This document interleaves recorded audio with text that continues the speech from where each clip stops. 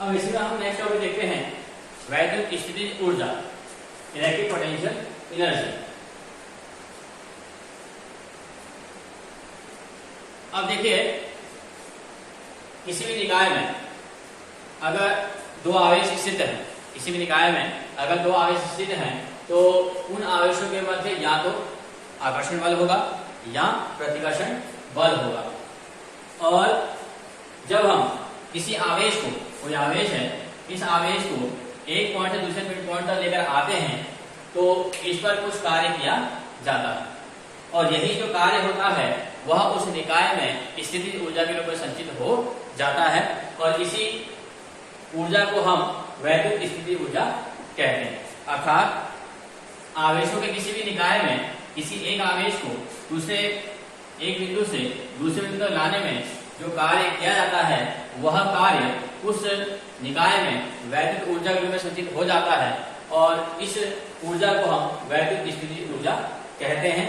और किन्हीं भी दो आवेशों के बीच यह वैद्युत स्थितिज ऊर्जा कितनी होगी इसको हम कैलकुलेट करेंगे।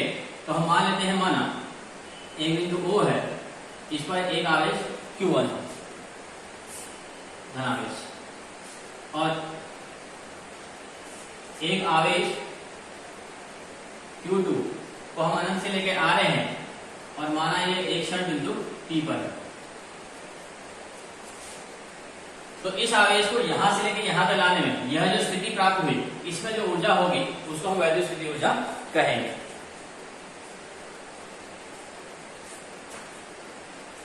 तो आवेश Q1 के कारण बिंदु P पर उत्पन्न वैद्युत विभव,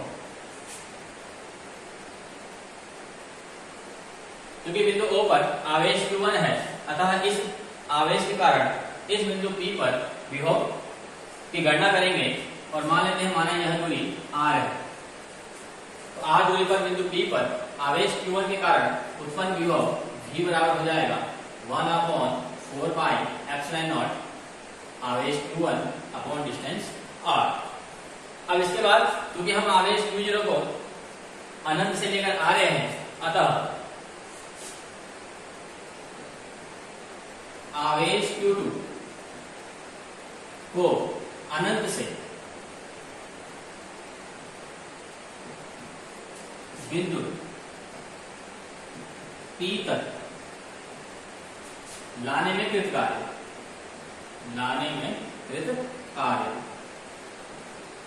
अब ये कार्य होगा इसको हम ज्ञात करेंगे V = W/Q से।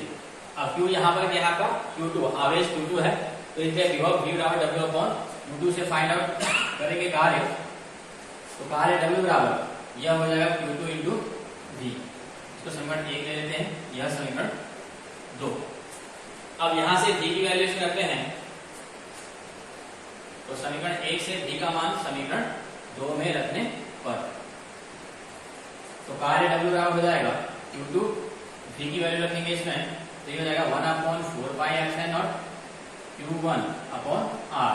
सॉल्व करेंगे इसको, तो W = 1/4 pi epsilon naught Q1 Q2 upon R। ये हो जाएगा आवेश Q2 को बिंदु P तक लाने में किया गया कार्य W बराबर 1/4 pi epsilon naught Q1 Q2 upon R। अब चूंकि हमने कहा कि किसी भी आवेश पर किया गया जो कार्य होता है वह स्थितिज ऊर्जा के रूप में संचित हो जाता है, तो इसलिए क्योंकि वस्तु पर किया गया कार्य उसकी स्थितिज ऊर्जा के बराबर होता है, इसलिए वैद्युत स्थितिज ऊर्जा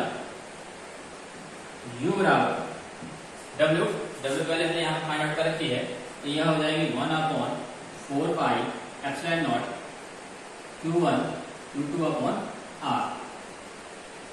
तो किन्हीं भी दो आवेशों के बीच जो वैद्युत स्थितिज ऊर्जा होगी वह होगी U बराबर 1/4 pi epsilon naught Q1 Q2 upon R।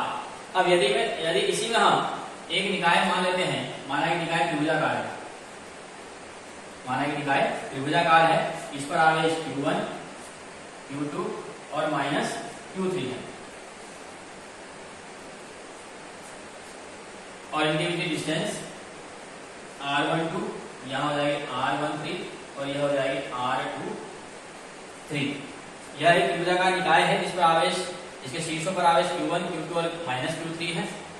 और इस निकाय के लिए हमें अगर माना स्थिति ऊर्जा ज्ञात करनी है तो इसकी स्थिति ऊर्जा हो जाएगी U बराबर इन दोनों आवेशों के बीच की स्थिति ऊर्जा, यानी 1/4 pi epsilon naught q1 q2 upon r12 plus इन दोनों के बीच की स्थिति ऊर्जा 1/4 पाई एप्सिलॉन नॉट q1, यह है माइनस q3 अपॉन r13। ऐसे ही इन दोनों के बीच की स्थिति ऊर्जा plus 1/4 pi epsilon not q2 minus q3 upon r23। इन सब में से 1/4 पाई एप्सिलॉन कॉमन आ जाएगा तो यहाँ बचेगा q1 q2 upon r12 plus minus minus हो जाएगा q1 q3 upon r13 minus q2 q3 upon r23। तो यह इस त्रिभुजा का निकाय की कुल स्थिति ऊर्जा हो जाएगी।